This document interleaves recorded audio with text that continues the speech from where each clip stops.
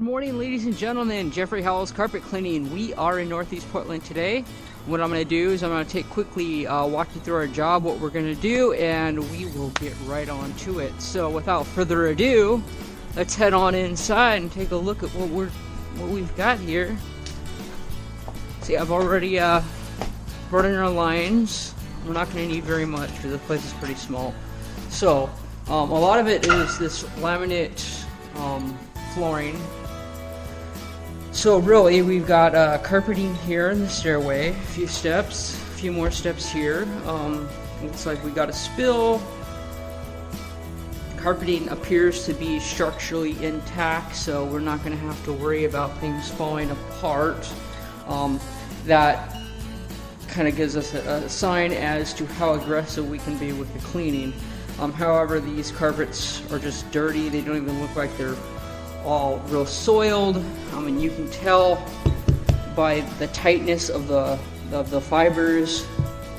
Kind of gives you an idea of how worn down they are and how much debris actually falls through. These carpeting are very light. I mean, you know, pretty good shape, and I don't see a whole lot of debris actually going through them. However, we are going to do our awesome pre-vacuum, dry vacuum that we do anyways. Come into the bedroom, pretty much same deal. I honestly see no problem with these carpets coming out absolutely beautiful. In fact, I think we can make them almost pass as new carpeting. It looks like maybe some oils and petroleum and maybe shoe polish. Who knows what that stuff is down there on the floor. But other than that, we're just going to go ahead and do our pre-vacuum and get right on with the job. So what I see doing today is we're doing a pre-vacuum, and then we are probably, because I was wanting to bring in our CRB, I might just overkill and do our CRB just to break down as much of the debris as we possibly can after we put down our pre-spray. And what that does is it works it evenly throughout the carpeting. And then we go back with our steam cleaning with the truck mounted steam cleaning, and that just polishes everything up and extracts anything out of the carpeting. However, as we have discovered in previous videos, is that with a good pre-vacuum, dry vacuum, you're able to get out 60% of the debris that the steam cleaning would either pick up or not pick up. So always do a pre-vacuum. Saves your butt every single time. What we're going to do on the stairways though before we get going is these bull noses on the stairways, they don't look bad at all. However, one thing that you run into, I mean, this is where the balls of your feet are constantly going over and grinding. So those are the most noticeable, especially when the carpets are clean. You can kind of see that there. And these carpets really don't look that worn. I mean, you do get worn patterns in there eventually. But what we have is a good filtration line cleaner, Spot and Boost. Also in another previous video, I went over what this product is and what it can do. Before we get the carpeting wet, we're going to go ahead, I'm probably just going to start out with this anyways, and just kind of wipe down, you know, you put a little product on the terry cloth towel and you wipe down those bullnose, and the dirt transfer goes from the carpeting into the terry cloth rag. And we'll do that now because once the carpeting gets wet with the steam cleaning, your products, your other stain removers and cleaners and other solvents that you use actually have less of effect due to the carpeting being diluted with water. So we're going to take care of that now. Sort of a little bit of our prep work, make it look absolutely beautiful, and then that way when we go over it with our steam cleaning, it'll look that much better by the time we're done. So yeah, I was going to shut off the camera, but before we go, let me just demonstrate to you the process. I'll start up here at the top. Oh, and I also forgot to mention that we got our corner guards in here so we're not pulling our hoses around the corners and tearing things up. Because the last thing you want is a chainsaw chewing away the corners of your walls. So what we're going to do here is we're just going to apply some to the terry cloth rag, and you simply wipe it along this bullnose here. And we're not looking for 100%. All we're looking for is to get, you know, a minimal amount of debris out of there. As you can see, it's pretty dingy. And that's debris that our steam cleaning, you know, with our upholstery tool coming down the stairs may or may not have gotten out. I like to just go ahead and try to get as much of that out as possible. We'll go down the stairs and we'll completely do the same process to every step.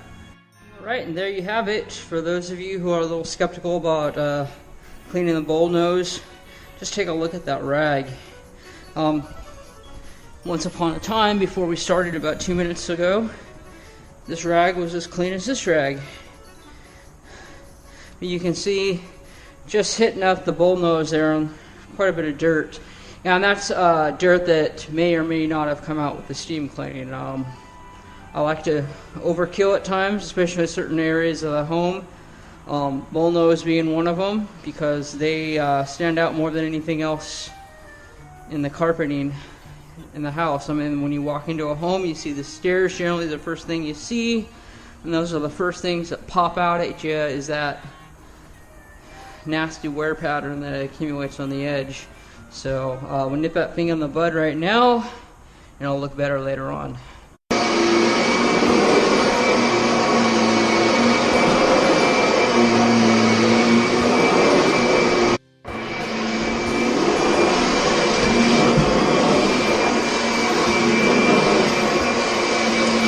What I got here is our staining kit, and what I'm going to do is I'm just going to do a quick walkthrough of some of the things that we're going to be doing here. I do know that we're going to be using this product, and then I will demonstrate what these products actually are. But for first off, what I'm going to do is I'm going to grab our tamping brush, and we've got this red, I don't know what this red stuff is. It's got texture. It's going to be paint. I'm looking around for red paint and I don't see any.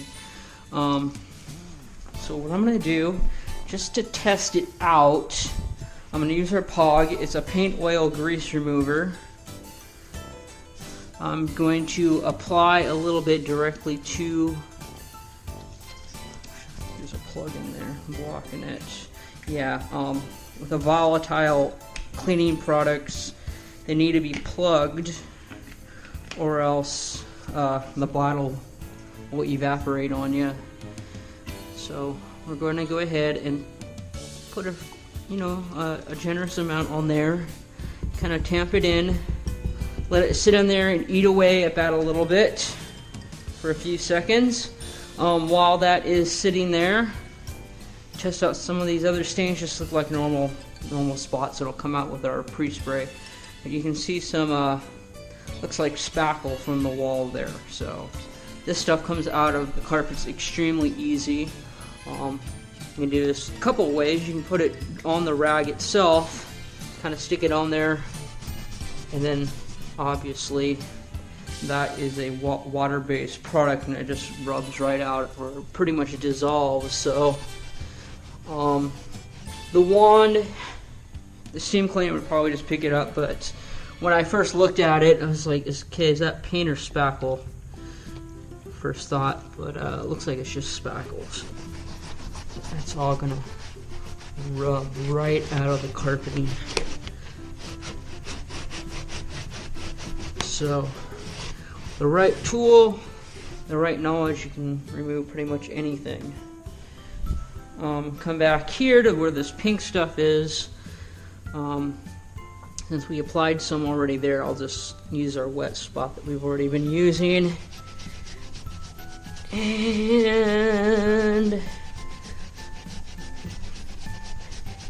for the most part, it looks like it didn't do anything. Maybe it broke it down a bit. So that's one thing. Well, it does look like that's turning pinkish. A lot of times, sometimes you can have a compound stain where you got to treat it with one product, but there's still coloring left behind even though you removed the chunks of stuff, you know, out deposits from the carpeting. And then that's when you go in with a red dye remover and you apply it to that to pull out the red coloring. But in this case, I think we're dealing with makeup or paint or something, so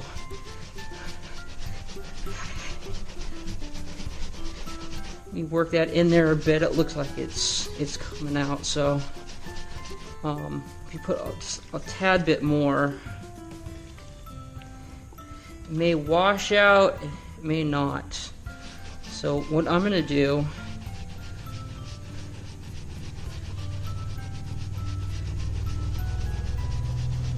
is I'm gonna go ahead and put down our red stain remover on top of all that. Let's plug this guy back up so we're not losing any product over time.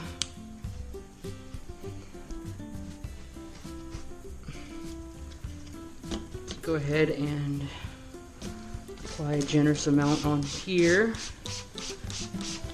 And what this is going to do is just going to sit here and dwell, and by the time we you can already see it looks like it's lighting it up a little bit. By the time we pre-spray the rest of the carpets and come in with our cleaning, that should have dwelled long enough to help start pulling it out. Now this red spot, if you were to ask me, at first glance it looks like rust, except that there's no indication anywhere indicating that there's something sitting there that may have left rust, so it probably isn't. So what I'm gonna do is I left our spot and boost that we were using to do the bullnose on the carpets, stairways here.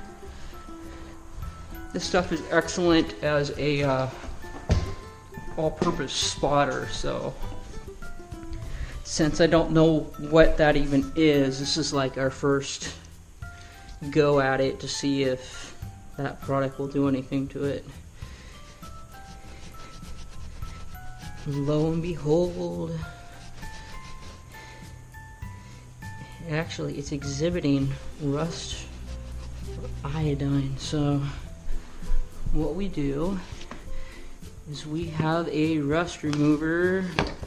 Here we go, old bottle of rust remover from Chem Spec. I do believe, no, the cap is missing on this one. And you know what I'm gonna do? I'm gonna get a bit wet. It doesn't even look like it transferred. It looked like it transferred more with the, yeah, it's coming out. I have a feeling it's not rust, I'm sure, but see, a rust remover has a very low pH, so it may or may not have any effect to that, whatever, you know, depending on what it is. Different products respond to different pH, and that's kind of what the game is that you're trying to neutralize spots depending on what they are so that they come out. So if it's an acidic spot with a low pH, you would use a product that's more basic, that has a higher than 7, and you're trying to basically balance the pool on the carpeting, and the spots jump right out. And that's looking pretty good. So yep, that's out. I don't see nothing there anymore. Don't know. That looks like oil to me, so this may or may not do it. Actually, it does do it. I was thinking maybe a little bit of P.O.G, but there we go. And once we go over it with our steam cleaning, there won't be nothing left. We'll take all that residue right on out. That's another woe I need to point out. A lot of people are using WD-40 to get like candy and gum out of carpeting, which is great because it will melt the gum and candy. However, it's leaving behind all of that petroleum from the WD-40 in the carpet, which is essentially like dumping food oils and stuff in, near the kitchen, and pretty soon those areas just start accumulating debris like a magnet, like all these dark spots. If you took some WD-40 and then walked over it regularly, routinely, pretty soon you have all these little spots all over the place wherever the WD-40 was. So just a little precaution. You can use it, but if you do use it, it's a good idea to use a damp cloth to try to rinse and wash out as much of that as possible. And one way you can do it is to fill a spray bottle like this up with warm water, maybe a little bit of soap, just barely, not hurt anything, because too much soap, that again will create residue in your carpeting and cause it to resoil. But then you would just get that completely saturate the area with the WD-40 and use a bunch of terry cloth towels to absorb it up. And basically what you are doing essentially is pulling out as much of the residue as you possibly can from that WD-40. You won't get 100% of it up, but you'll get a lot more up than, let's say you only got 40% up. Well, that's 40% less discoloration and attracting debris that it otherwise would have been in there. And you did nothing but get it wet and absorb it with a terry cloth towel. So there you go, a little bit of spotting. The rest of this stuff I think is going to come out on its own and isn't going to require any extra. However, there might be, no, the rest of this I think is loose. Now, a couple more little pieces of spackle. We'll go ahead and get our P.O.G, and I already put the cap on it. Since it's water-based, let's go ahead and give our spot boost a try and see what it does. I have a feeling it will have the exact same results.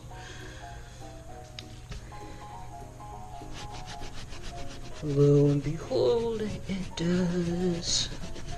So after you've been spotting for a while, you just get a feel for what products do what and how to remove pretty much anything from the carpeting. In fact, what's a stain? What's a stain?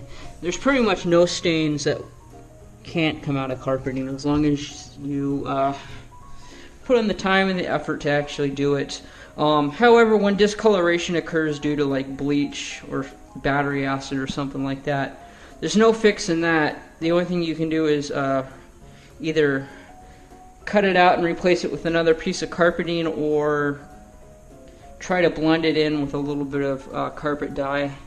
Alright, and this brings us to our pre-spray part of our cleaning job, I guess, step. But anyways, what the pre-spray does, it goes down the carpeting, and it helps to break down and emulsify any gooey residue items in the carpet. It breaks the bonds between dirt and the carpet fibers. So this is the chemistry part of the job. And of course, the better your chemistry, the better results you're going to end up having. Now, what good is a pre-spray if it's not agitated into the carpeting? Well, technically, you could get away without the agitation portion of it. However, you get much better results because with the agitation, what you are doing is you are accelerating that chemical process between your pre-spray and the debris that's actually in the carpeting. So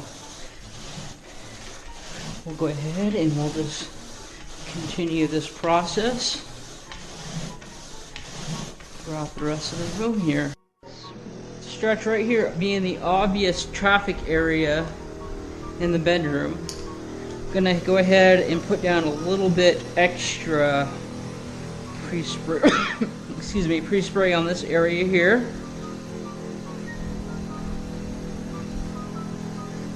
stairways I do a little differently.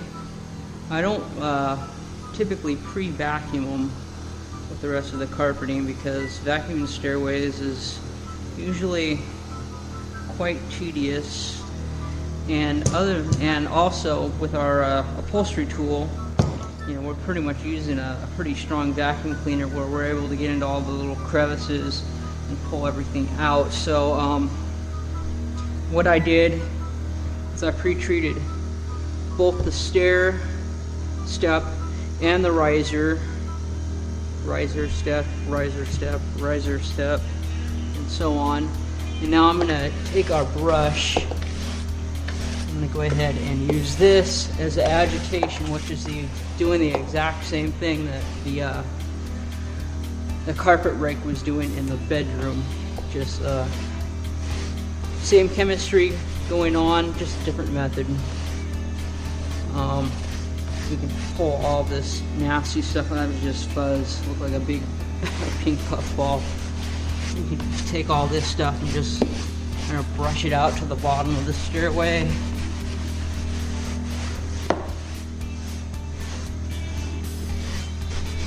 And obviously you can see with just the pre-spray that we put down, carpeting is going to look very good by the time we bring our hose in and steam it out with our upholstery tool.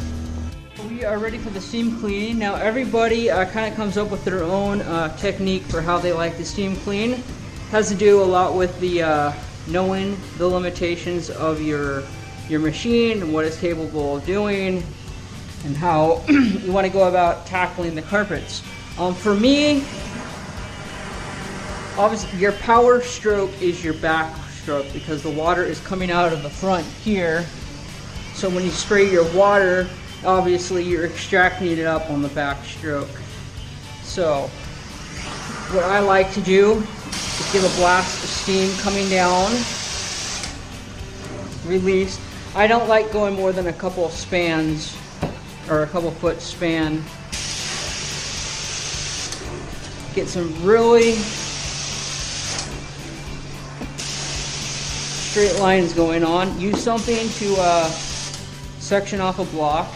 This is where it helps to be a little OCD, I guess, and be symmetrical and everything like that. So I've gone over these areas. Now I'm just going to go over them again with the dry passes.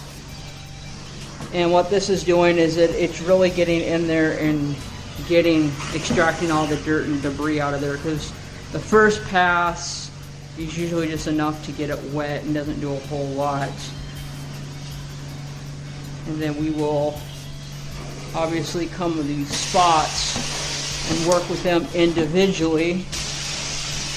And what that does is that just prevents us from getting all the carpets as wet as the areas that need to be focused upon.